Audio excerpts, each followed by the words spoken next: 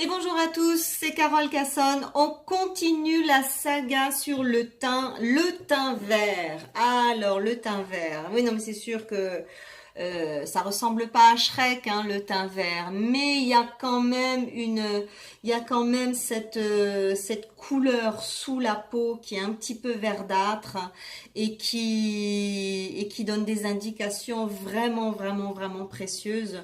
Le teint vert, c'est vraiment des gros problèmes au niveau du foie. Là, c'est que le foie crie à l'aide, le foie crie au secours. C'est en médecine chinoise une stagnation du qi du foie.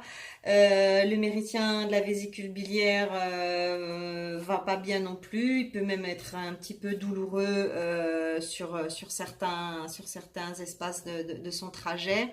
Là, qu'est-ce qu'il faut faire quand on a un teint terreux, verdâtre?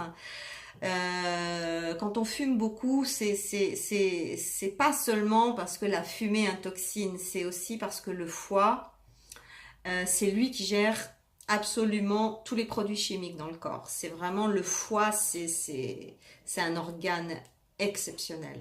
Et donc ce foie, il est chargé de filtrer tous les intrants chimiques. Et je vous garantis que quand on fume des substances chimiques, c'est par milliers que ça rentre dans le sang. Et donc le foie a un boulot de dingue. Donc du coup, c'est ça qui donne un teint terreux parce que le foie, il est tellement gorgé de saleté que franchement, il peut pas donner un joli teint. Donc, que ce soit ça, que ce soit des calculs biliaires, que ce soit un foie trop gras, enfin bref, à partir du moment où le foie il est à bloc, il peut plus bien faire son job et donc il va donner des signes. Et un de ces signes favoris, c'est vraiment un teint terreux, un teint verdâtre, grisâtre. Donc, qu'est-ce qu'il faut faire? Il faut nettoyer le foie. Alors, comment on nettoie le foie? Vous avez deux possibilités. Soit vous allez voir un bon naturo qui va vous faire un nettoyage du foie en plusieurs étapes, parce que le nettoyage du foie, c'est vraiment en plusieurs étapes. Hein, c'est pas je bois un smoothie, je bois une tisane et j'ai fini. Hein. Non, non, ça c'est les nettoyages du foie des magazines. Hein, voilà.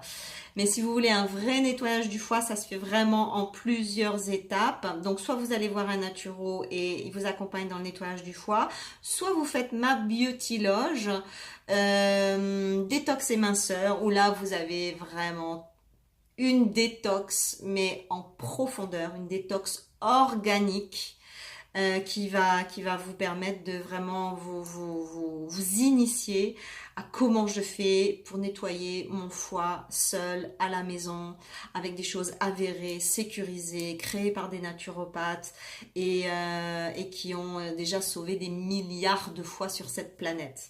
Donc voilà, soit l'un, soit l'autre. En tout cas, il y a vraiment la possibilité. C'est pas du tout avec des crèmes que vous allez récupérer votre teint. Encore une fois, ça c'est de la foutaise cosmétique. Les cosmétiques c'est bien, ça sert à plein de trucs, mais certainement pas à aider des teints terreux, des teints grisâtres, des teints qui sont en fait le reflet d'un système hépatique en souffrance. Donc, qu'est-ce que je peux faire en dehors de ça? Le foie, c'est le siège de la colère. Si vous êtes une personne colérique, votre teint sera brouillé. C'est plus qu'évident. Que ce soit des colères exprimées ou des colères intériorisées, trouvez un système pour libérer vos colères parce que la colère a vraiment un impact très dévastateur sur la beauté du visage et sur le sens du vieillissement. Si vous êtes une personne qui se met en colère toutes les 5 minutes pour tout et n'importe quoi, ben déjà vous devez être très malheureuse parce que ben, la vie vous sert toutes les 3 secondes un truc pour se mettre en colère. Donc si vous tombez dans le panneau à chaque fois, voilà, dommage pour vous, pour votre santé, pour votre beauté et pour le reste de votre vie.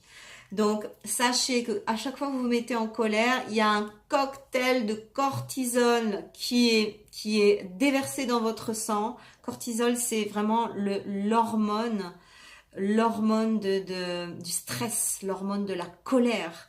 Et c'est une hormone dévastatrice. Parce que quand le cortisol est déversé dans le sang, il y a une baisse, une chute radicale du système immunitaire. À chaque fois que vous prenez une colère, votre système immunitaire, il est dans les chaussettes et il est dans les chaussettes pendant au moins 4 ou 5 heures avant de pouvoir remonter. Donc vous vous imaginez bien que si tous les jours vous prenez une petite colère, tous les jours vous vous mettez en danger de santé parce que quand il n'y a plus de système immunitaire, eh bien c'est la porte ouverte à n'importe quoi. Ici en Suisse, on dit souvent c'est la porte ouverte à toutes les fenêtres.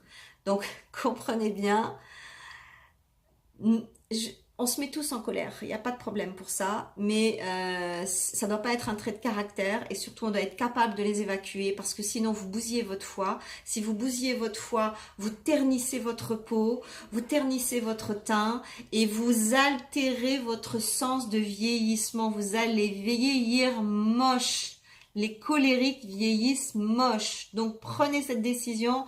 Arrêtez de vous mettre en colère, faites quelque chose, allez faire de l'EFT, allez faire de l'hypnose, faites-vous aider.